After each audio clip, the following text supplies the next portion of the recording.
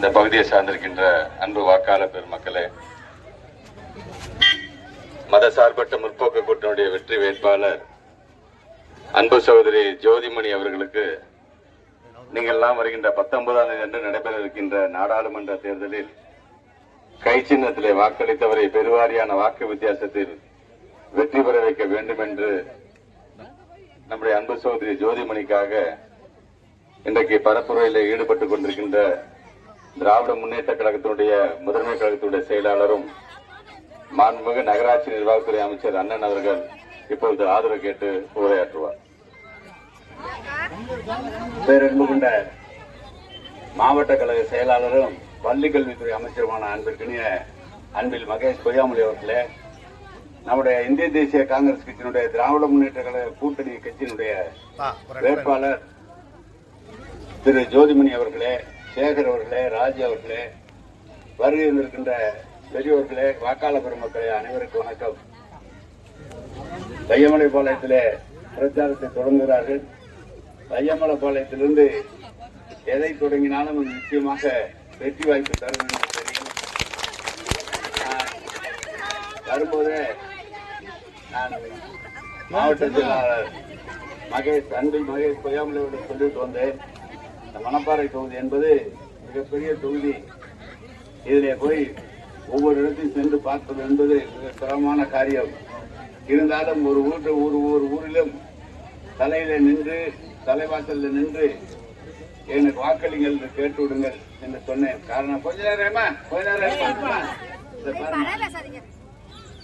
எனவே ஜோதிமணி அவர்கள் கடந்த 5 ஆண்டு காலம் பாராளுமன்றத்திலே மிகப்பெரிய வாக்கு வித்தியாசத்தில் வெற்றி பெற்றார். நான் அவரை பற்றி நான் சொல்லியாக வேண்டும். மேலே இந்திய தேசிய காங்கிரசினுடைய தலைமைக்கு ரொம்ப விசுவாசமானவர். ராகுல் காந்தி அவரிடம் மிகவும் விசுவாசமாக இருக்கக்கூடியவர். அவரிடம் எந்த சொத்தும் கிடையாது, பணமும் கிடையாது, வெறும். ஆனால் தெலுங்கானாவிலே பொறுப்பாளராக இவரை தெலுங்கானா மாநிலத்தில் பொறுப்பாளராக போட்டிருந்தார்கள். அங்கு ஒரு காங்கிரஸ் கட்சியை சேர்ந்தவர் ஒருவர் வந்து நேரடியாக ஜோதிமணியை பார்த்து, எனக்கு நீங்கள் வாய்ப்பு கொடுங்கள், நான் உங்களுக்கு 10 கோடி ரூபாய் பணம் தரேன்னார். ஒரு 10 பைசா கூட வாங்காம காங்கிரஸ் கட்சிக்கு அப்படி விசுவாசமா இருந்து அங்க ஜெயிக்க வைத்ததுல ஜோதிமணி அவருடைய முக்கிய பங்கு உண்டு. எனவே அவர் இந்த பகுதியில 2வது முறையும் வேட்பாளராக வெற்றி பெறுவார்கள். இந்த முறை கடந்த முறை பிஜேபி ஆட்சி வந்தது. அதனால் நாம் நினைக்கிற எந்த காரியமும் நடைபெறவில்லை. இந்த முறை இந்தியா கூட்டணியுடைய தலைமையில ராகுல் காந்தி தலைமையில ஆட்சி அமையும் என்று இந்தியா முழுவதும் ஒரு பெரும்பான்மையான எண்ணம் வந்திருக்கிறது. அப்படி மத்தியில் இருக்கிற ஆட்சி அமையுமானால் ஜோதிமணி அவர்கள் முக்கியமான பொறுப்புக்கு இந்த பகுதியிலிருந்து உங்களால் தேர்ந்தெடுக்கக்கூடியவர் மிக முக்கியமான இடத்திற்கு அங்கு வருவார்.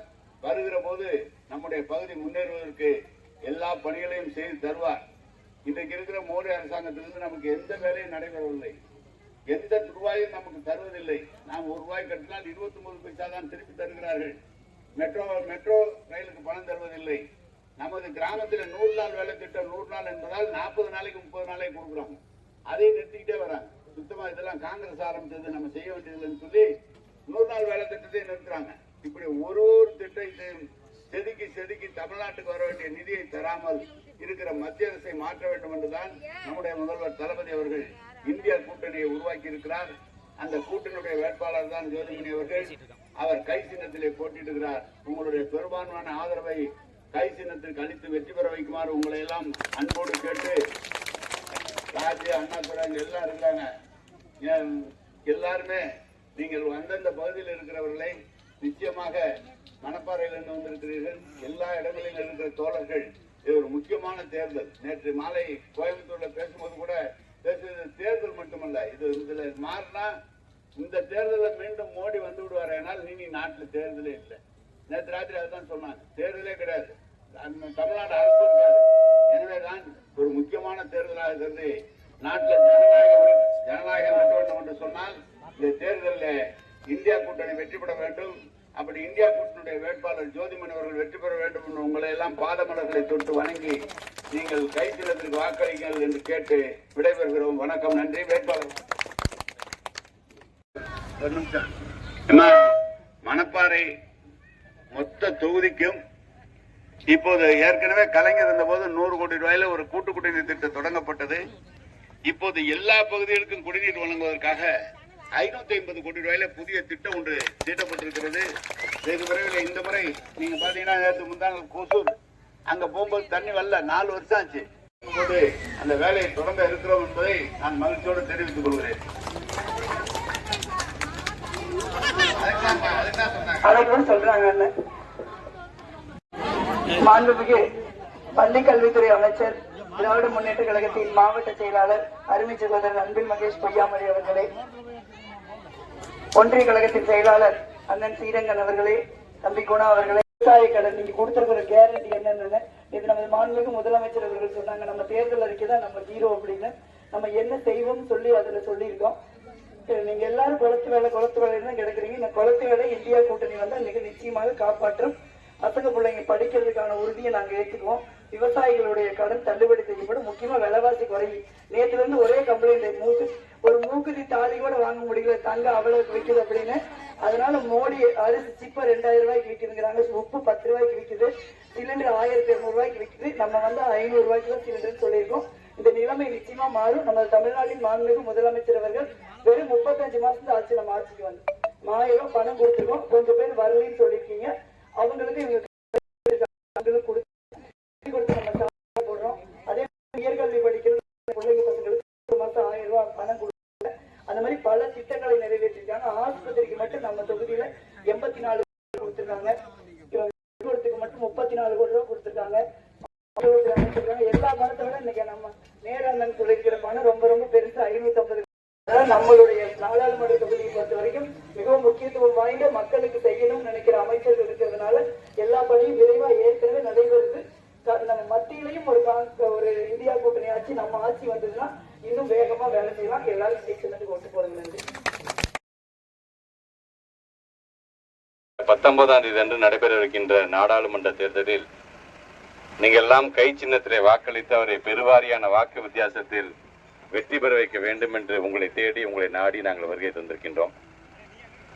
என்னதான் தொடர்ந்து 10-15 நாளாக நாங்கள் பிரச்சாரம் செய்கிறோம் என்று சொன்னாலும் ஒவ்வொரு பகுதியிலும் ஏதோ ஒரு விதத்தில் அது அங்கே இருக்கின்ற மசூதியாக இருந்தாலும் சரி, அங்கே இருக்கின்ற திருக்கோயிலாக இருந்தாலும் சரி, அல்லது அங்கே இருக்கின்ற ஒரு கிறிஸ்தவ தேவாலயமாக இருந்தாலும் சரி, எல்லா இடத்தையும் வழிபட்டு வந்திருக்கின்றோம். ஆனால் இந்த பகுதிக்கு வந்தபோது ஒரு வித்தியாசமான முறையில் எங்களை அன்போடு எங்களை வரவேற்று இங்கே கடவுளை வணங்கிவிட்டு நாங்கள் இங்கே உங்கள் முன்பு நிற்கின்றோம். உள்ளபடியே எங்களுக்கு அந்த கடவுள் அனுகிரகம் இருக்கின்ற காரணத்தினால்தான் இந்த இடத்துக்கு நாங்கள் வரணும்னு இருந்திருக்கு, சாமி கும்பிட்டு இருந்திருக்குன்னு தான் நான் நினைக்கிறேன். நான் இதை பார்க்கும்போது இவ்வளோ பெரிய நம்முடைய தமிழ்நாட்டில் மணப்பாறையில் வையம்பட்டியில் ஒரு கிராமத்தில் இது போன்ற கலாச்சாரம் இருக்கும் பொழுது பாரதிய ஜனதாவை ஆண்டு கொண்டிருக்கின்ற மோடி சொல்றாரு, ஒரே நாடு, ஒரே ரேஷன், ஒரே உடை, ஒரே உணவு, ஒரே கடவுள், ஒரே மதம், ஒரே ஜாதின்னு. அப்ப நாளைக்கு ஒரே மொழின்னு சொல்லிட்டு நாங்க சொல்ற மொழியில் தான் நீங்க பேசணும், நாங்க சொல்ற சாப்பாடு தான் நீங்க சாப்பிடுன்னு சொன்னா அதை நம்ம எப்படி ஒத்துக்க முடியும்? ஆக இங்கே நாம எல்லாம் ஒரு அண்ணன் தம்பி இவரோட ஒரு சொந்த பந்தத்தோடு நம்ம வாழ்ந்துட்டு இருக்கிறோம். நம்ம ஆக அதுக்கு வேட்டு வைக்கணும். இவங்களை எப்படியாச்சும் பிரிச்சுட்டு அதில் நம்ம பிரிச்சு ஆளுகின்ற ஒரு சூழ்ச்சியை நம்ம ஏற்படுத்தினா அதன் மூலமாக நம்ம அரசியல் செய்யலாம், ஓட்டு வாங்கிடலாம்னு நினைக்கிறாங்க. ஏழை எளிய மக்களை பத்தி அவங்க நினைச்சு கூட பார்க்கறது கிடையாது. இந்த ஜாதி பெருசு, இந்த மதம் பெருசுன்னு அவங்க நம்மளெல்லாம் பிரிச்சு ஆளணும்னு பார்க்கிறார்கள். ஆக அவங்களுக்கு ஒரு பாடம் கற்பிக்கின்ற விதமாக நம்முடைய மாண்புமிகு தமிழ்நாட்டுடைய முதலமைச்சர் முத்துவேல் கருணாநிதி ஸ்டாலின் அவர்களாக இருந்தாலும் சரி, அதே போன்று மத்தியில் நமக்கெல்லாம் பிரதம மந்திரியாக வர இருக்கின்ற அன்பு சகோதரர் ராகுல் காந்தியாக இருந்தாலும் சரி, இன்றைக்கு அண்ணன் தம்பி உறவோடு இன்றைக்கு அவர்கள் கொண்டு வருகின்ற திட்டங்கள்லாம், குறிப்பாக பெண்கள்லாம் கட்டணம் இல்லாமல் பேருந்திலே பயணம் செய்கிறார்கள் என்று சொல்லி அதை செயல்படுத்தியவர் நம்முடைய முதலமைச்சர். கலைஞர் உரிமை திட்டத்தின் பேராக குடும்ப தலைவிக்கு மாதம் 1000 ரூபாய் வழங்கப்படும் என்று செயல்படுத்தியவர் நம்முடைய தமிழ்நாட்டு முதலமைச்சர். இன்றைக்கு அதே வழியில் அவருடைய தம்பியாக இருக்கின்ற உடன்பிறவா சகோதரராக இருக்கின்ற நம்முடைய அன்பு சகோதரர் ராகுல் காந்தி சொல்லியிருக்கிறார், மகாலட்சுமி திட்டத்தின் மூலமாக வறுமை கோட்டின் கீழ் இருக்கக்கூடியவர்கள் யார் யார், அந்த தாய்மார்கள் யார் யார் சாப்பாட்டுக்கே கஷ்டப்படுறாங்க, அதெல்லாம் கணக்கீடு செய்யப்பட்டு ஒரு வருஷத்திற்கு ஒரு முறை 1 லட்சம் ரூபாய் வழங்கப்படும் என்கின்ற ஒரு மிகப்பெரிய ஒரு திட்டத்தை அவர் வழங்கியிருக்கின்றார். அது மட்டுமல்ல, கல்வி கடன் என்று வரும் பொழுது அதெல்லாம் இந்த மார்ச் மாதம் வரைக்கும் நம்ம பிள்ளைங்க யாராச்சும் கல்வி கடன் வாங்கியிருந்தாங்கன்னா அவையெல்லாம் முழுமையாக தள்ளுபடி செய்யப்படும் என்று சொல்லியிருக்கிறார். இப்படி அண்ணன் தம்பிகளாக 2 பேரும் இன்றைக்கு பெண்கள் சார்ந்து பல்வேறு திட்டத்தை இன்றைக்கு அறிவிக்கிறார்கள், செயல்படுத்துகிறார்கள் என்று சொல்லும் பொழுது, குறிப்பாக இன்னைக்கு கேஸ் சிலிண்டரை நம்ம 1000 ரூபாய் கொடுத்து வாங்கிட்டு இருக்கிறோம். நம்ம அந்த கேஸ் சிலிண்டரை நம்ம ராகுல் காந்தி பிரதமராக வந்த பிறகு குறிப்பாக உங்களுடைய ஆதரவோடு கை சின்னத்திலே நம்முடைய அன்பு சகோதரி ஜோதிமணி வெற்றி பெற்று வரும் பொழுது அதையெல்லாம் நாங்கள் 500 ரூபாய்க்கு வழங்குவோம் என்று சொல்லி இருக்கிறார். ஆக தாய்மார்கள், உங்களை நம்பி இந்த அரசாங்கம் திராவிட மாடல் அரசு அப்படின்னு சொல்றோமே, இந்த திராவிட மாடல் அரசு தான் 1ஆம் வகுப்புல இருந்து 5ஆம் வகுப்பு வரை படிக்கக்கூடிய நம்ம பிள்ளைங்களாம் அரசு பள்ளியில படிச்சுச்சுன்னா கவலைப்படாதீங்க. நீங்க காட்டு வேலைக்கு போனாலும் சரி, அல்லது வீட்டில் இருக்கின்றவங்க நம்முடைய கணவன் எல்லாம் மற்ற வேலைக்கு சென்றாலும் சரி, பிள்ளைக்கு நம்மளால சாப்பாடு ஆக்கி வைக்க முடியலையேங்கிற எண்ணம் உங்களுக்கு தேவையில்லை. அந்த பிள்ளைங்களாம் நீங்க பள்ளிக்கூடத்துக்கு அனுப்பிச்சு வைங்க. அந்த பிள்ளைங்களுக்கெல்லாம் தாய் உள்ளத்தோடு நான் சாப்பாட்டு போறேன் என்று சொன்னவர் தான் தமிழ்நாட்டுடைய முதலமைச்சர் அவர்கள். இது உலகத்துல வேற எங்கேயுமே கிடையாது, நம்ம தமிழ்நாட்டில் மட்டும்தான் இருக்கு. ஒரு நாளைக்கு குறைந்தபட்சம் 17 லட்சம் பிள்ளைங்க காமரை சாப்பிட்டுட்டு நீங்க பள்ளிக்கூடத்துக்கு போறாங்க அப்படின்னா அதற்கு காரணம் நம்முடைய தமிழ்நாட்டுடைய முதலமைச்சர். ஆக இதெல்லாம் நீங்கள் மனதில் வைத்துக் கொள்ள வேண்டும். உங்களுடைய ஆதரவோடு நம்முடைய ஜோதிமணி அவர்கள் வெற்றி பெற்று வரும் பொழுது இன்னும் இந்த பகுதிக்கு அதிகம் செய்ய காத்து கொண்டிருக்கின்றார்.